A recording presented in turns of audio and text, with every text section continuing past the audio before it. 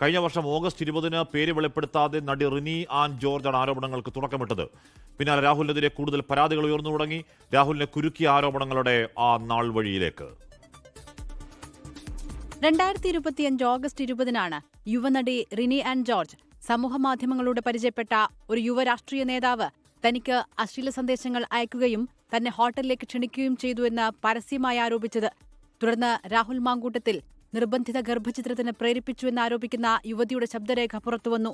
Transgender അവന്തികയും എഴുത്തുകാരി honey ഭാസ്കറും ഉൾപ്പെടെ മറ്റു സ്ത്രീകളും രാഹുലിനെതിരെ സമാനമായ ആരോപണങ്ങൾ ഉന്നയിച്ചു.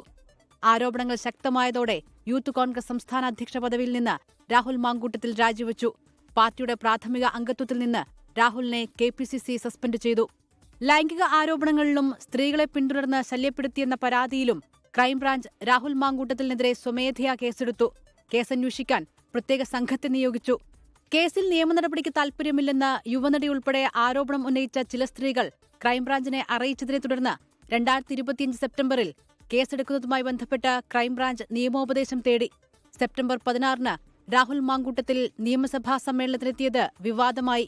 നവംബറിൽ രാഹുൽ പാലക്കാട് തിരഞ്ഞെടുപ്പ് പ്രചാരണത്തിലും സജീവമായി.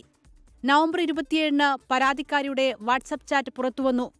രാഹുൽ മാങ്കൂട്ടത്തിൽ തന്നെ നിർബന്ധിത ഗർഭചിത്രത്തിന് പ്രേരിപ്പിക്കുകയും ഭീഷണിപ്പെടുത്തുകയും ചെയ്തുവെന്നാരോപിച്ച് യുവതി മുഖ്യമന്ത്രിക്ക് നേരിട്ട് പരാതി നൽകി. കേസെടുത്തതിനെ തുടർന്ന് രാഹുൽ ഒളിവിൽ പോയി. ഡിസംബർ 4-ന് തിരുവനന്തപുരം സെഷൻസ് കോടതി 1-ാം കേസിൽ രാഹുലിന്റെ മുൻകൂർ ജാമ്യാപേക്ഷ തള്ളി. ഇതോടെ കോൺഗ്രസിൽ നിന്ന് രാഹുൽ പുറത്തായി. ഡിസംബർ 5-ന് 2-ാമത്തെ അതിജീവിതയുടെ പരാതിയിലും കേസ്. ഡിസംബർ 10-ന് 2-ാമത്തെ പീഡനക്കേസിൽ മുൻകൂർ ജാമ്യം ലഭിച്ചു. ഡിസംബർ 15-ന് ഹൈക്കോടതി ആദ്യ ബലാത്സംഗ പരാതിയിൽ അറസ്റ്റ് തടഞ്ഞു. 2026 ജനുവരി ആദ്യവാരത്തിൽ 3-ാമത്തെ അതിജീവിതയുടെ പരാതി മുഖ്യമന്ത്രിയുടെ ഓഫീസിന് ലഭിച്ചു. വിവാഹിതയായ സ്ത്രീയാണ് പരാതിക്കാരി. ഗർഭചിത്രത്തിന് രാഹുൽ നിർബന്ധിച്ചുവെന്നും ബലാത്സംഗം ചെയ്തുവെന്നുമാണ് പരാതി. സാമ്പത്തിക ചൂഷണവും പരാതിയിലുണ്ട്. ജനുവരി 11-ന് പുലർച്ചെ 3-ാമത്തെ കേസിൽ രാഹുൽ അറസ്റ്റ് ചെയ്യപ്പെട്ടു. Research desk 24.